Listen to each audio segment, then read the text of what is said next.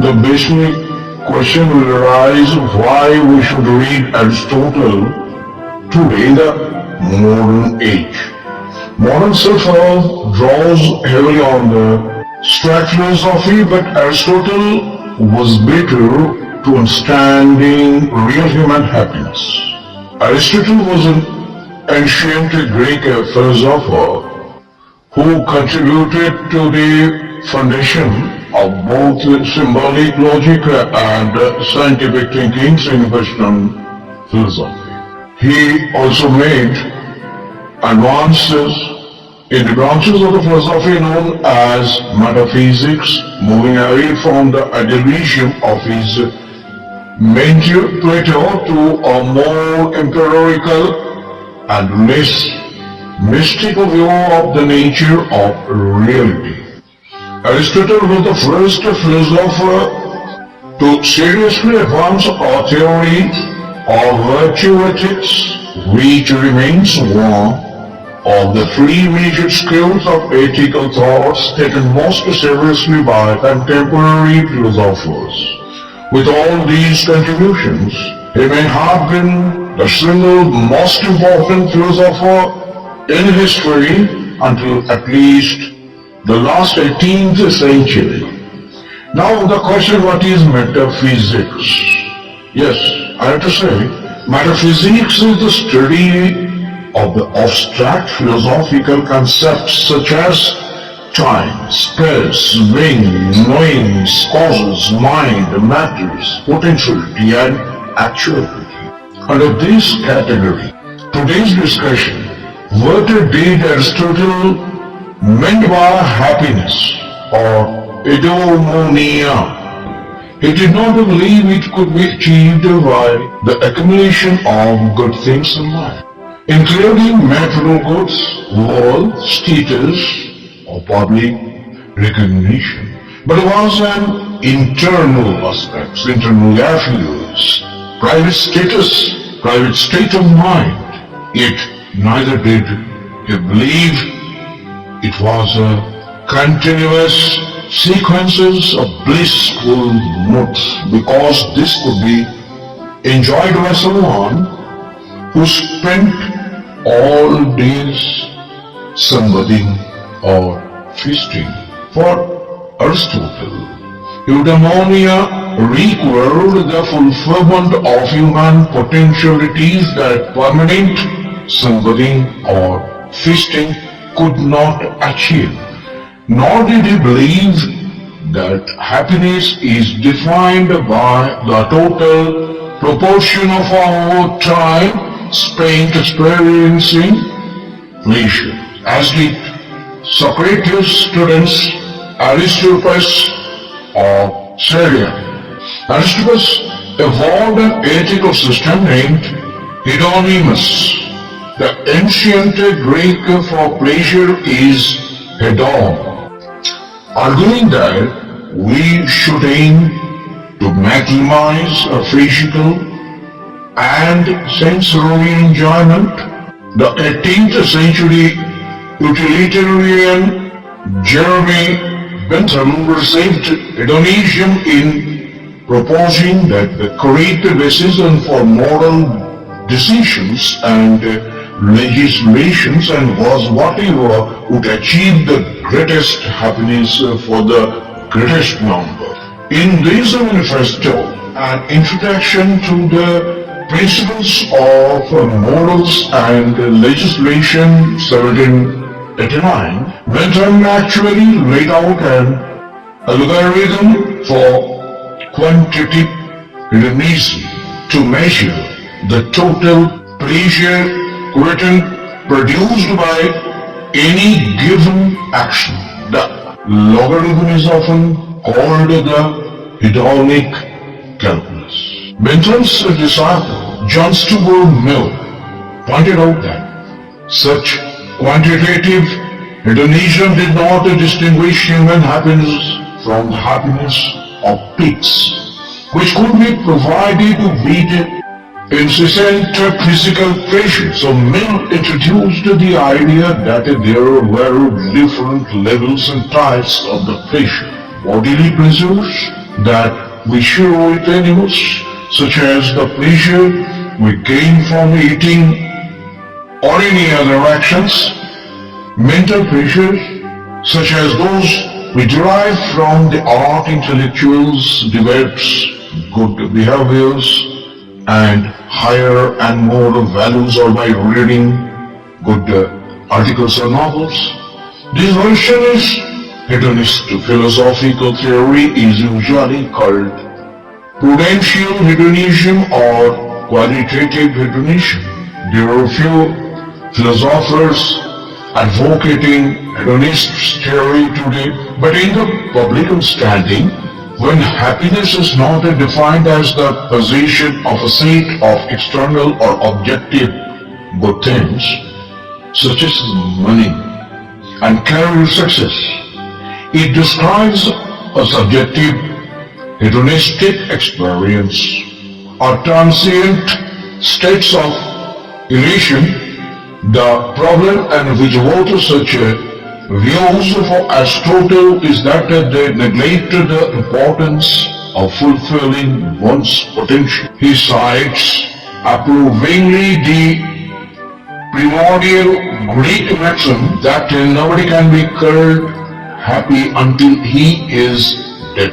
Nobody wants to end up believing on his deathbed that he did not fulfill his potential. For Aristotle insisted that happiness is constituted by something greater from and different to an accumulation of agreeable experiences.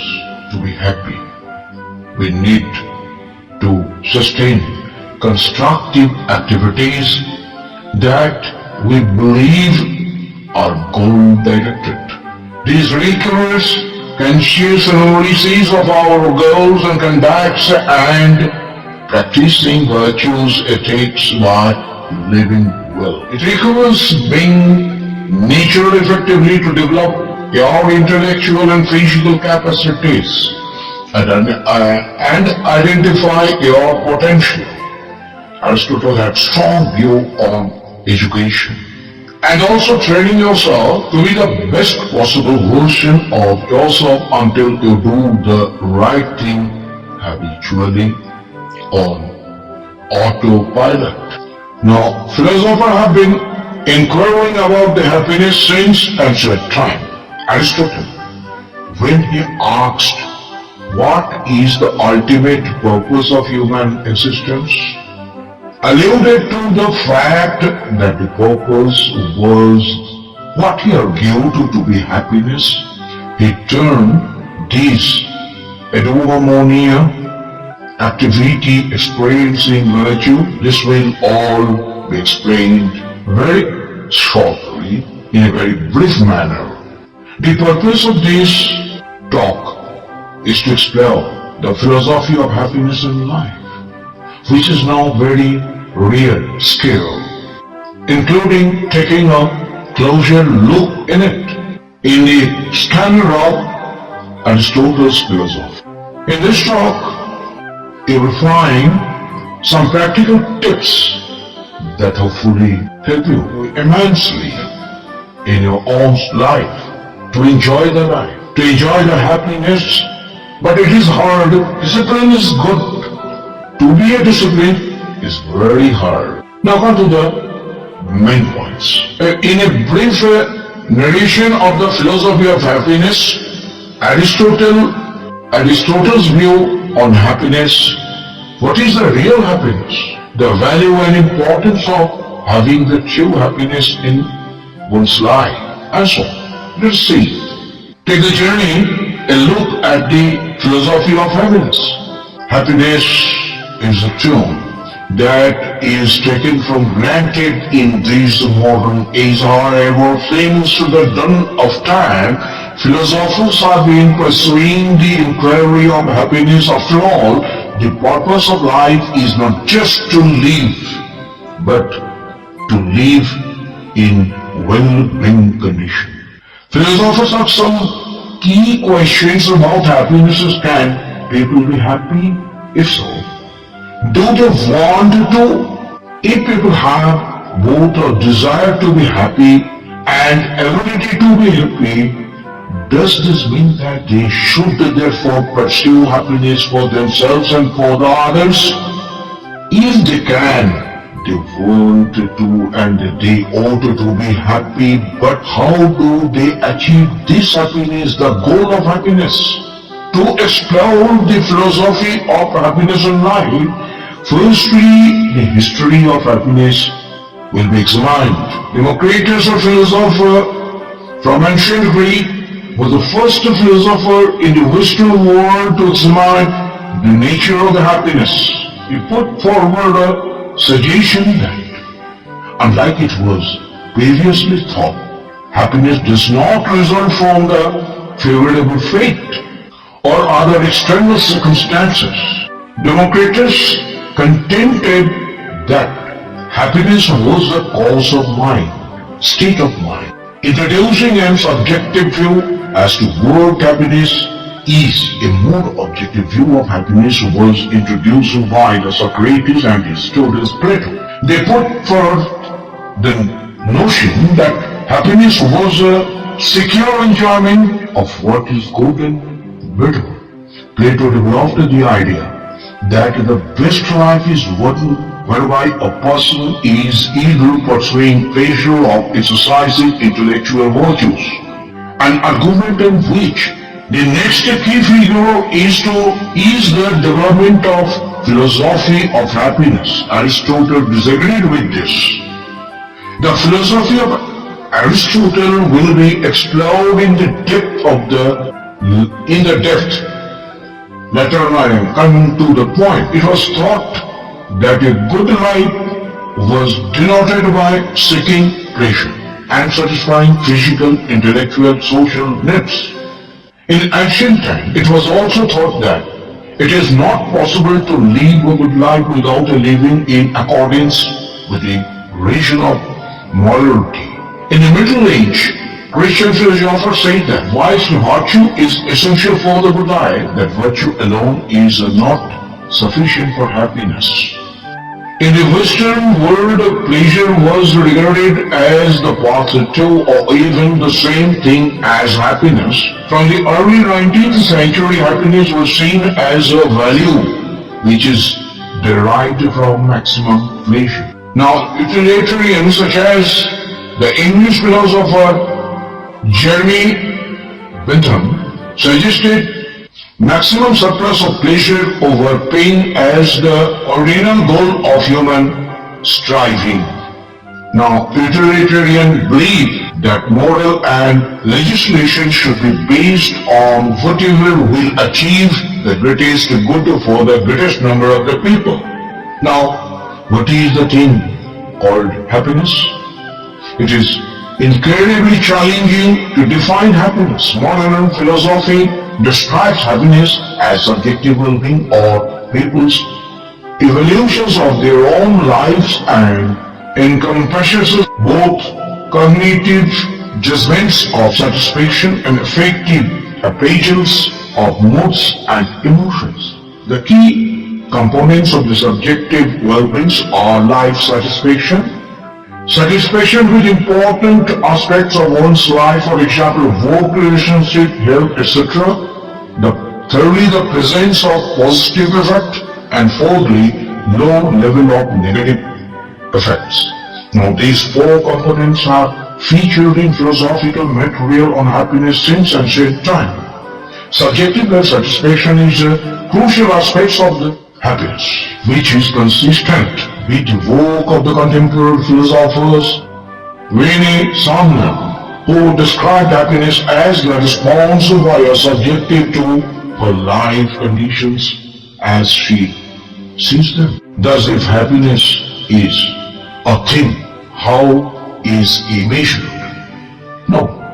Some contemporary philosophers and psychologists question the self-report as an appropriate measure of the happiness. However, many studies have found that self-report measures of happiness are valid and reliable. Two other accounts of the happiness in the modern philosophy are, firstly, the concept of the philosophical well-being, and second is self-determination theory. Now both of these theories are more consistent with the eudaimonic theories of flourishing because they describe the phenomena of needs being met. Empirical philosophical researchers puts forward the theory of subjective well-being and rather than happiness as defined in the eudaimonic sense. Now, do people want to be happy? It's a very vital question.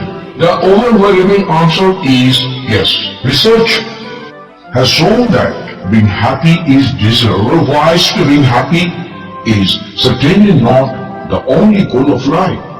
Nonetheless, it is necessary for the good life.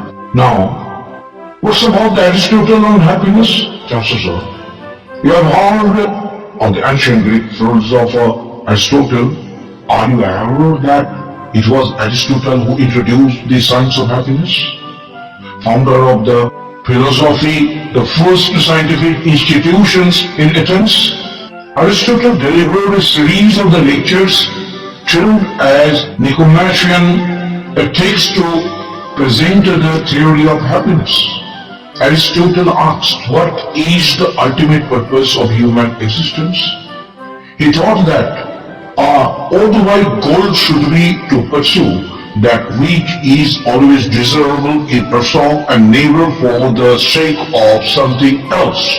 However, Aristotle disagreed with the Cyrenaic views that the only instinct good is pleasure. In developing the theory of happiness, Aristotle drew upon his knowledge about nature. He contended that what separates man from the animal is rational capacity, arguing that a human's unique functioning or unique function is to reason.